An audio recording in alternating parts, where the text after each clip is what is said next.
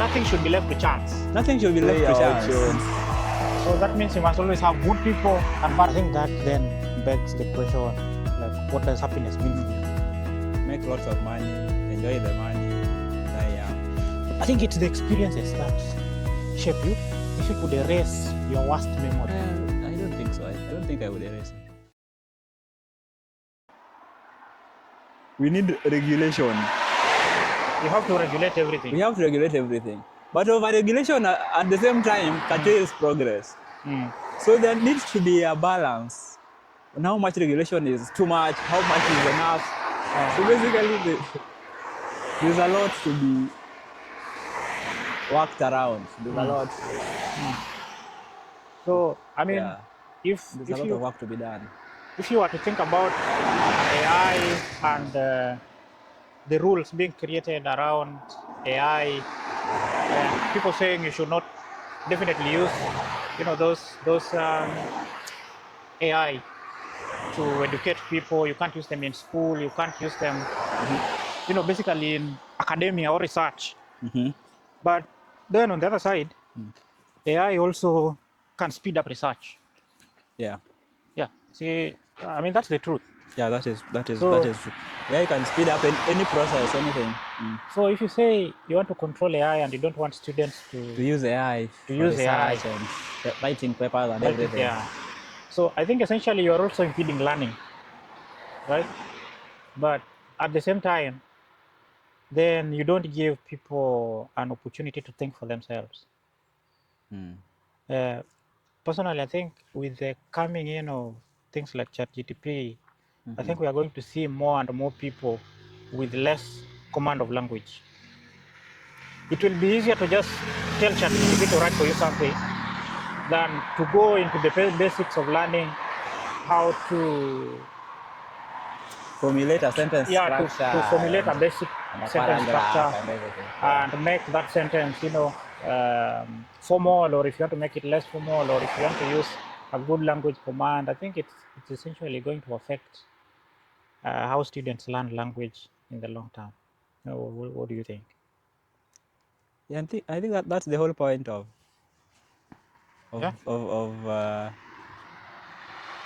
putting in those limits in place, of restricting its use in academic institutions and everything. Yeah. So again, there are pros and cons to all these things, and it just depends on what are you willing to give. It's all about to give and take. What are you willing to give? You can't eat your cake and have it. Exactly. You can't eat your cake and have it. So you have to lose something. You have to lose something and then to gain something. So yeah. So we just have to choose our poison. Yeah. Basically. Yeah. Scary. I think the future is scary though. It's going to be scary and at the same time exciting. It depends on how you look at it. It is two sides of the same coin. If you choose to be optimistic about it and you choose to believe on the good things that can come out of all this, then you would be very, very excited.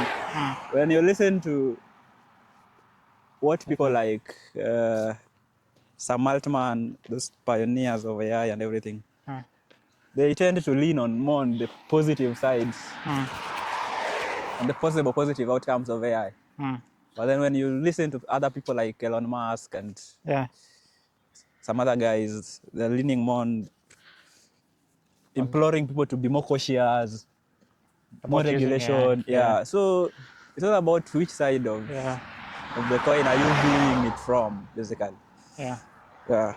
But I mean, I think on the flip side, there was a conversation between Putin and the president of China, Xi Jinping, where they were talking about the advancement in health tech, and they were talking about, in the next few probably decades or a few years from now, humans will be able to live for a long time because they'll be able to transplant organs to, they'll be able to basically transplant organs, failing organs, and I think that will probably buy humans a few more years. But I think again that's a tricky slope, because that means then you get some basically tricky leaders or dictators who will prolong their rule because they will be living longer, basically, Yeah. right? Yeah. For sure. So if you have a dictator ruling a country for 200 years, all they need to do is to probably go transplant their heart, their kidneys, and then they get another extra 30 years. So, I mean, there's a moral dilemma there. Yes, we want to progress, right? But do you really want to be in a situation where you have a group of people, elites, or Living the, almost we call them the forever. bourgeoisie, the rich in the society living longer, while the poor, Yeah. probably the poor will not be able to Afford all this afford. expensive technology and everything. Yeah, I don't know. What do you think? What are your thoughts? Would you want such a world to exist? And even okay, even if we don't talk about dictators and all that, Yeah, still, you know, like in terms of how humans are designed and what a normal lifespan should look like. yeah, Let's say 90 to 100 years on the higher side. And I think that has also sort of helped in terms of controlling the population and everything. Like in a situation whereby people can live for 200 years, even in terms of a population alone, it will be problematic. it will be problematic with the strained resources and everything. Yeah, So, of course, we want to live longer, but what is the cost of that to the environment and the earth as we know it? it will. So, again, pros and cons. Pros and cons. It will probably keep the balance of Yeah, everything that we know because I don't think currently as we are living, I don't think we are not designed to live that long. yeah. It will put a lot of strain on It will put a lot of strain on. almost every resource Yeah. that we have. Right? But it's also a good thing. On the other hand, Yeah. you want like that this serious brains that Yeah. the world needs, and you would want them to live for as long as possible for. Again, people like Musk, you want to be able to use their skills and their brains for as long as we can. So if such people would live longer, then the world would benefit as well. And as you say, there are some dictators that we want them to die like as soon as yesterday. So, I mean, so again, I don't think there's a wrong and a right. I think for me, like everything is not black and white. Everything is, it's all about a perspective. Yeah. So we must always strike a balance. we must always strike a balance. In short, in everything we do, we must try to weigh our options. So that means you must always have good people and bad people to balance out things. You can't have bad people all the time. Yeah. And you can't have good people all the time. Yeah. So you have to strike some You have to balance, strike some balance in between. You have to have people who are saying we need to make progress at all costs. And then you need to, people will also equally say, No, we must put regulate controls. this. Yeah, we must put a lot of control to this so that it kind of creates a balance between.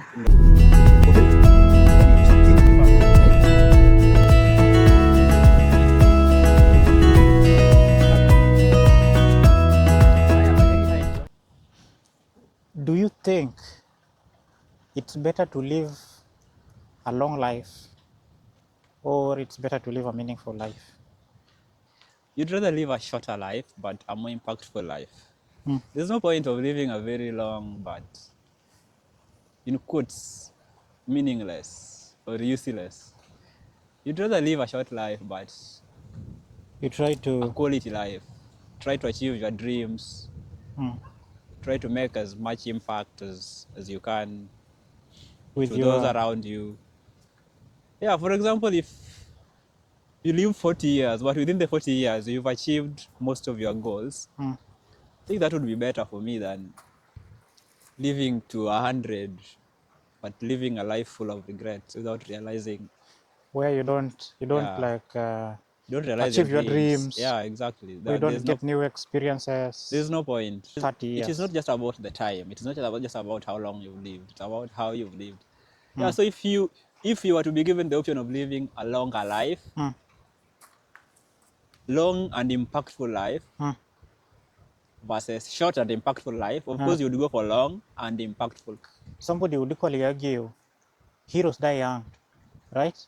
You don't have to take much. too much risk and put your life at risk just because you want to experience life. Yeah, like you can have both. You can have a lot of experiences, a lot of memories, but at the same time, not putting yourself in danger of living a short life. If you can get both the time and the experience, I think that would be better than just getting the experience without enough time. I wouldn't want to live in some dull, quiet. Basically, at this moment in You want to time, experience life. yeah, at this moment in time, I would rather, yeah, have some fun, get out there, take a lot of risks, but of course, reasonable risks, not extreme risks. See the world a bit. See the world, travel. I wouldn't want to be confined to some small village in the middle of nowhere. But I think that also changes with time. Yeah, I think of course, your perspective changes with time Yeah. as you grow older as well. I think the longer you live and the more experiences you have, most people find that their perspective about experience shifts. Eventually, I think most people eventually want a slow-paced life. Because they've grown older, you know, like it depends on. You wouldn't know that you don't want that life if you've not experienced it. You first have to experience it and see how it makes you feel and everything, and then now later, once you've experienced all that, then now you can decide, this is not what I really want. I want something different. But without really trying it out and experiencing it, you wouldn't even know whether you'd have loved it or you wouldn't have liked it at all. Yeah, that's true. But sometimes it's not even about age. Sometimes I think it's just about experience. Yeah, you have to if you have try it experienced it before, it's not as exciting as it yeah, was for the first time. Yeah. right? And I think the more experiences you have, generally, the more calm you become. True, yeah. So sometimes I think you may get people in their 30s or their 40s who have really experienced life, Now and they become more calm, more collected, and they try to live more quiet life than they were before. Yeah, of course, my assumption was that the older you become, the more experiences you accumulate. Yeah, of course, it's not entirely about the age, but as you grow older, you've had more time in this world to do more things. So you've sort of experienced a lot of things compared to somebody younger, still in school. Yeah. Don't have control over your time and everything. So yeah, but yeah, it's more about the experiences than the age, definitely. Yeah. Would you be a rich guy who dies younger, or a poor guy who lives longer? That's an obvious choice for me. Make lots of money, enjoy the money, die young. I don't think there's any point of living till 90 when you've been poor your entire life. You know, with money, it's not even about just having money. It's about what that money can enable you to do, what impact you can make in your life and those close to you and the society at large. So you've lived to 90, but then you haven't really done anything to anyone. You haven't helped yourself. You haven't helped your family. You haven't helped the society. So what was the point of living to that age? But I mean, yes, money can buy you experiences, right? Yeah. Money can buy you physical things. But I think like the way we are wired, it gets to a point where you always achieve like balance, like a homeostasis. Yes. Even however much money you accumulate, you realize it's never enough. And even if you are to be left to own all the money in the world, you realize you still want more, right? So human nature, I guess. If you think about it, then I think it means you will never be satisfied. right? If you will never be probably satisfied, I think if you're going to die young, then you're going to probably die unsatisfied, or you're going to die feeling unfulfilled. Versus looking at somebody who doesn't need much, all they want is good health, live longer. Yeah. But even if you are not satisfied, if you are in this scenario A, where you had a bit of money, experiences, impact, but you are not satisfied, Mm. to me, I don't think it's even about the satisfaction. It's about the journey. Maybe you never get satisfied, but throughout this journey of accumulating this wealth, of doing this and that, throughout this, you've gotten to do a lot more. Maybe you die, but you're not satisfied. But all the same, you've gotten to do a few things. You've gotten to make significant contribution to the society. So I wouldn't be satisfied as you put it, but still I would be happy with my contribution to society. I think that then begs the question, like, what does happiness mean for you? Like, what does it mean to be happy at this particular moment, like for you? Being happy. Yeah, happiness Like, is such a, yeah, like for me, I think happiness. it's a personal I kind mean, of, happiness. Yes, there are moments. Like you will have tiny moments where you feel you feel happy. happy. They may be tied to like events or tied to family or something like that. But if you look at like the bigger picture of what would make me happy, I think I would answer it in line with probably what would make me feel fulfilled, right? Yeah. Um, Achieving my dreams, that would make me happy. But I think Probably again, just for a moment. it won't last. It won't last. You will set other dreams and Another target. other goals, and Yeah. there's always something else to be done. Yeah. So is it worth trying to be happy? If for me happiness is going to be this fleeting feeling, is it really worth? I don't think you can ever be truly happy Uh, in this world. As you put it, it's a fleeting feeling. It's just a moment. It's never it's never like a defined period of time. And also it's quite difficult to measure happiness. mm, I think it's all about, I think life is just about enjoying those happy moments, if you can call them that.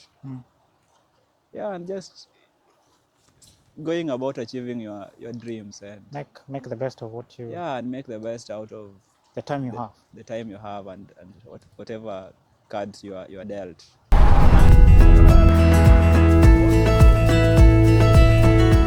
If you could erase your worst memory, would you do it? I don't think so. I don't think I would erase it. You won't erase. I wouldn't erase it. I would just want to remember the lessons I learned from that scenario. Maybe there are people that maybe there are people that know of whatever happened, and I wouldn't want to be in a situation whereby I don't remember. Huh. I don't remember what happened, and these other people remember what. Yeah, so I would just want to have it in mind. I think for most people, like people who have ever lost a loved one, that probably is the worst memory for most people. Or people who have lost their job, people who have lost their livelihood, or people who have gone through a bitter divorce. I think that would be like the worst memory for some people, right? Yeah. So Probably. if you look at it like that, like would you, if you went through a bitter divorce where you almost lost everything, would you want to forget that? I still wouldn't want to forget that. Or if you I would lost want, somebody, maybe I would want to draw. I would draw some energy or some lessons from that. You know, like in this life, like for you to even enjoy the happy moments and the happy memories, you need to have something to contrast it with. You wouldn't appreciate the good moments without at the same time having at the back of your mind the worst that can happen, or the worst that happened to you, that now led you to this moment. So I would want to have both. Yeah, You would want to I would want to have both in mind. to keep that memory. I would want to keep that memory. Yes. I think that makes sense because I think it's the experiences that shape you. Exactly. Sometimes they influence even your personality Yeah. and who you become. Yes. So the idea that you would delete some of those memories, I think they would affect the core Of your being. of Of who you are, Yeah. your identity. That's Right? absolutely true. You would be completely a different person. Exactly. I agree completely. And I also think that it may probably also be dangerous, kind of, to forget a bad experience, right? Probably it would interfere with your brain function. If there was, like, it depends on how is it done. By forgetting, do you just Hi guys. Yeah. do you mean that maybe would you go through a procedure, or Hello. or would you just wake up one day and not remember anymore? Yeah. So if it's just sort of like a memory loss, something that just happens on its own, then I don't see how it becomes dangerous. But maybe if it is through a procedure that maybe you undergo a form of a brain surgery for you to get rid of that memory, No, then now maybe that will be more dangerous. I'm What do you thinking think? more like in the line of, the way we learn is through experiences. Yeah. If you run and fall down, that is the only way you know that you should not be running in maybe like a surface with rocks, Slippery surface. Yeah. or if you play with fire, burn yourself. I think that is the only way you know that You should not play you with should not fire. play with fire. That is So true. sometimes if you make bad decisions, Huh? or you maybe end up dependent on alcohol, or dependent on any, those Substance. hard substances or hard drugs, Yeah. eventually you end up losing your job, losing your family. Yeah. That is the only way you learn, right? Yeah. So if you erase that, Then there is a chance you wouldn't have learned anything. So there's a chance you could repeat. you will repeat it, right? Yeah, you will repeat the mistake again. You will probably repeat the mistake again. Yeah. And if you keep on doing that, then you realize you could be caught in this loop, Yeah. where you're constantly repeating the same mistakes. You don't learn. And that would be a nightmare in itself. So you would be caught sort of in like a bad dream, yeah, where you keep on committing the same mistake over and over again. you keep on doing the same thing without learning from it. Eventually, you don't improve yourself. Yeah. So it would be a horrible idea, I think, to delete your worst memory. That we agree on. Because that is the only way I think probably you learn, right? Yeah. But maybe there are people of different opinions as well. Yeah. Some people would choose. I think probably people who have gone through some really traumatic experiences. Yeah. Guys who have been to war. People who suffer with PTSD. For those who've been assaulted sexually. And I think PTSD is one of the worst, because you continue to re-experience some of those symptoms. You experience those experiences, you have nightmares, and at some point you just want them gone. Like you want to forget. Yeah. So again, it comes down to, I think, a balance. If you really want to forget the traumatic experience you went through, maybe in combat, versus keeping the memory, because eventually that is who you are. If you get rid of it, then you are again another person. That defines, I think, your future. Yeah. Right? Like, defines the person you become. Yeah, in future. Experience. So yeah, I think if you forget about the experience, then yeah, you're a different person. Yeah, people who have experienced war, I don't think they ever want to go to war. People who are, they yeah, learned from because it. they learn from it. Yeah. And people who have never experienced war always talk about war.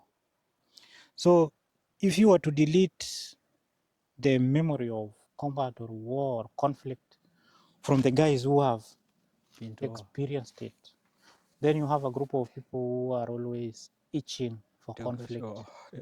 And that is how I think you keep on fighting, killing each other, right? Because we Endless forget. wars. Yeah. Yeah. Yeah, that's true. But what if you could just delete the very, very worst of, maybe you've been to war, Mhm. you have this PTSD about a specific incident during this war. Maybe there was just one mission that went really, really bad. Uh-huh. Yeah, maybe you had a friend that you lost Uh-huh. during that one specific mission. So maybe you don't want to delete the whole experience of going to war, but just that one moment, just that one mission that you went to and didn't go as planned. Would you do that? Would that be any different? I think if you went to a mission Yeah. and it didn't work, probably you want to keep that memory so that the next mission can work. Yeah? Uh-huh. Like Sorry. if you made a mistake Yeah. You'd want during to the know. mission, right? Yeah. And the mistake probably cost lives of people, billions of loss in property, and you know exactly what went wrong, and you decide to forget that, I think there is always a chance that somebody will repeat it. So Right? you think PTSD is a fair price to pay for keeping this memory? I won't call it fair, Uh-huh. but it is one way of probably shaping the future. Not just your future, but the future of people around you. It is a reminder that something terribly went wrong.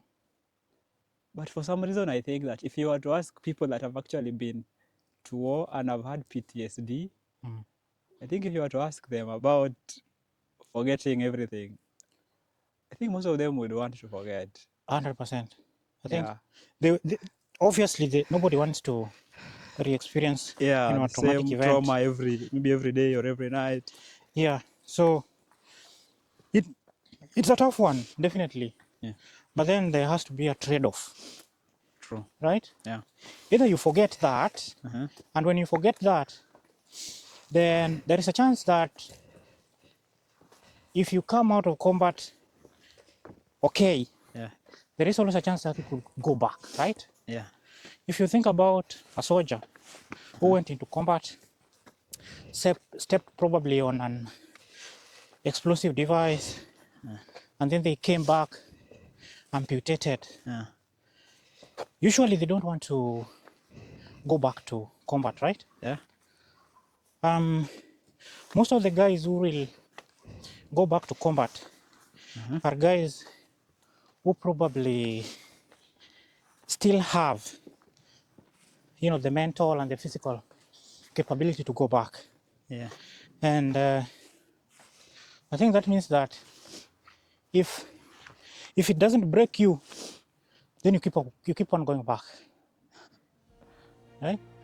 Yeah, to an extent, that's true. Right? Okay. Yeah. Because if you leave okay, then you are into the next drafting and you're back again. And You you almost enjoy it, Until you get to a point whereby where you just you can't lose take it anymore. something, either Yeah, psychologically. you lose more than you can chew, or you can take.